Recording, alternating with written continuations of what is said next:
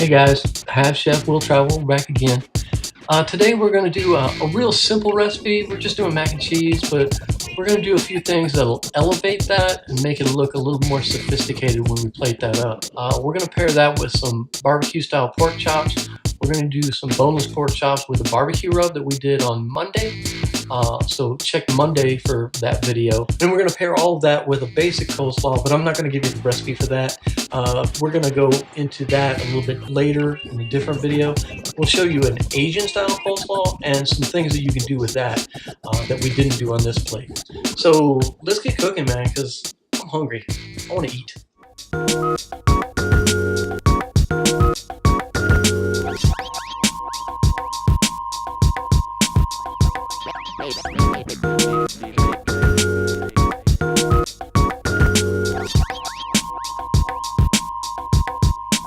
Okay, so we've got probably about 4 or 5 cups of water there, and we're gonna put in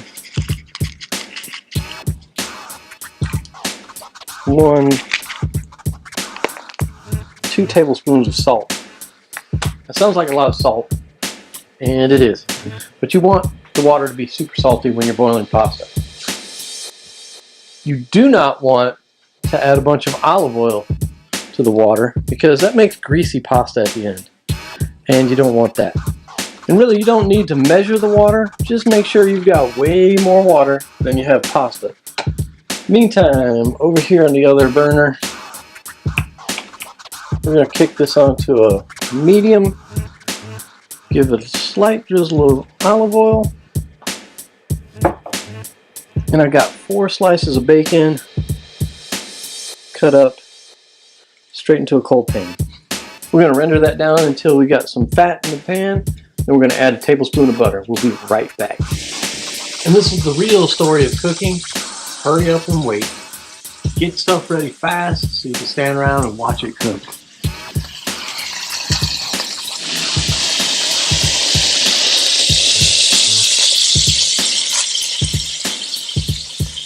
Alright, it's time to get a little loud in the kitchen. I got water boiling, I got bacon frying. We've got a little bit of browning on that bacon. You can still see a lot of that fat is not rendered, and that's alright. But we've got some fat in the pan, which is what I was looking for. So now in goes a tablespoon of butter. I just quartered that so it would melt faster. As long as you watch it like a hawk, you can cook on any temperature you want. Just remember, the higher the heat, the better the chance of scorching. Alright, once our butter is all melted, that's a whole bunch of flavor right there. Butter and bacon fat. I'm going to put in about a 1/4 cup of flour.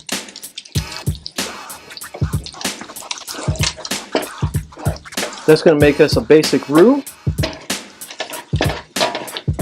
and help us thicken the sauce up. When you're making your roux, just base it on how runny it is. If it's real runny like this, you might need a little bit more flour. So another tablespoon or so. And this is a blonde roux. Blonde roux means, you know, you threw it together, you didn't cook it at all. You can cook roux through other colors. You can go light brown, medium brown, dark brown roux. But we're not looking to do that here. We're going to slow this all down with a cup of chicken stock. Now if you're paying attention, you know this is a real basic velouté. So now you want to start to move very quickly. So we're going to add a cup of heavy cream.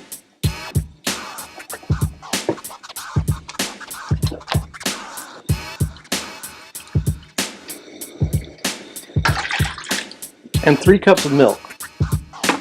Now I use fat-free milk because, well, it's healthier for you. But 2% or even whole milk is fine. Once you add the heavy cream and all that milk, it's a cold sauce again now. So we need to let this come up to temperature. Once we start seeing wisps of steam or we start bubbling around the edges, we're going to start adding in our cheese. Well, let's talk about that melange, that mix of cheeses right now. I've got Parmesan for some saltiness. I've got some smoked Gouda to mirror the bacon. I've got some sharp cheddar cheese and some regular cheddar cheese. And that blend is going to bring some complexity to our sauce that a lot of mac and cheeses are missing. Meanwhile, our water is at a good rolling boil, so it's time to add the pasta.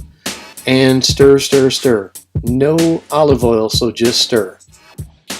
More waiting. More waiting.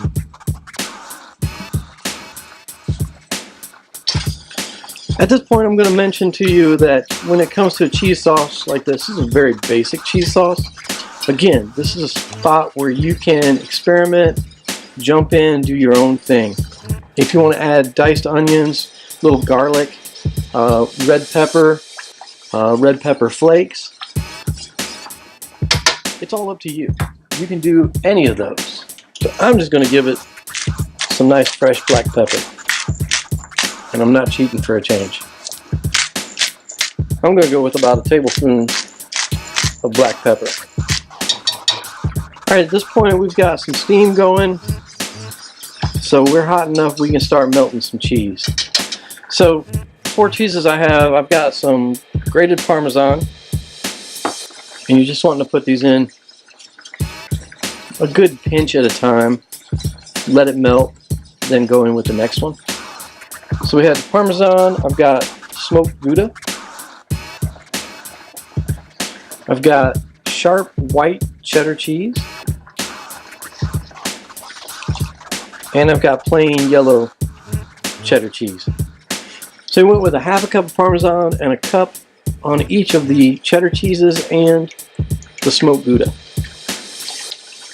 Now when you're stirring, you're going to see the cheese sticking to your whisk like that. When you pull it out and it's not sticking to the whisk like that, you know you're done stirring.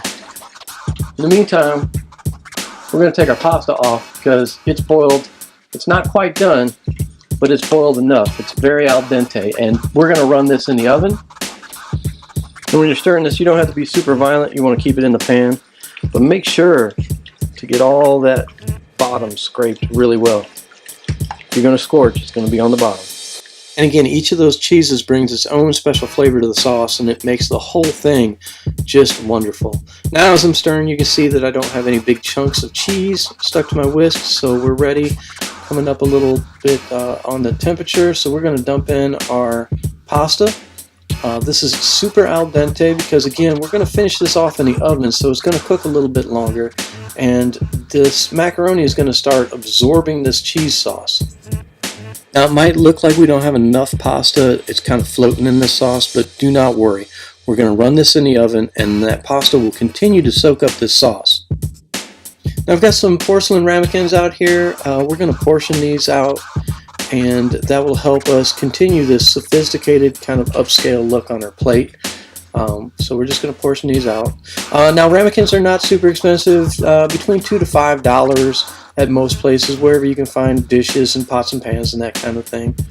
And what we don't portion out, we'll go ahead and put into a larger casserole dish and let guests dip into it as they want. So we're going to top this with a little blend of mozzarella and cheddar. Put these on a baking sheet and straight into a 350-degree oven for about 15 to 20 minutes. That'll allow the pasta to finish up and let that cheese on top get melty, gooey, and brown, and they will look fantastic when they slide out. We're going to go ahead and crank that oven up to 400 degrees. We're going to take some Parmesan cheese and just make little discs on a baking sheet with silicone baking mat on it. Now, if you don't have a silicone baking mat, they can be kind of expensive. They can be rather cheap as well. I think I found this one for $5. If you cannot find one, parchment paper is your cheap replacement friend. About a tablespoon, little over a tablespoon of Parmesan cheese. Make sure not to use wax paper. Wax will melt very badly at 400 degrees. Once you've got them arranged like so, we're going to slide that into a 400-degree oven for about 3 to 5 minutes. Keep your eye on them. They're going to change really fast. They will melt, turn brown, and get bubbly. You need to take them back out. So 5 minutes and 400 degrees later, we have Parmesan Crisp. And you can see nice and brown around the edges. Perfect. A little less cheese and you'd have a more lacy appearance to this. So can't believe I'm going to say this, but maybe less cheese next time. And here you'll see it looks a lot better than just a scoop on the plate, but it looks even better with that Parmesan Crisp. So there you go, simple Parmesan Crisp, a little ramekin, and all of a sudden mac and cheese is really special when it's sitting on the plate. The big thing I want you to take away from this is mélange, that mix. Just a plain mac and cheese is fine, but when you mix those flavors, when you mix those cheeses, you kick the flavor into the stratosphere. And people will notice. They won't know why your mac and cheese is so good, but you'll know.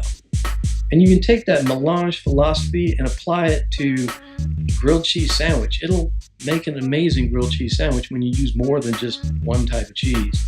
I mean, why limit yourself? There's a world of flavor out there. Grab a little bit of all of it. And that's it for this one, guys. Thanks for watching. It made me feel productive.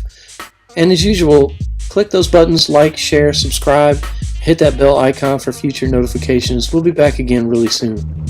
Oh, and remember, you can always get the music straight from the guy who made it.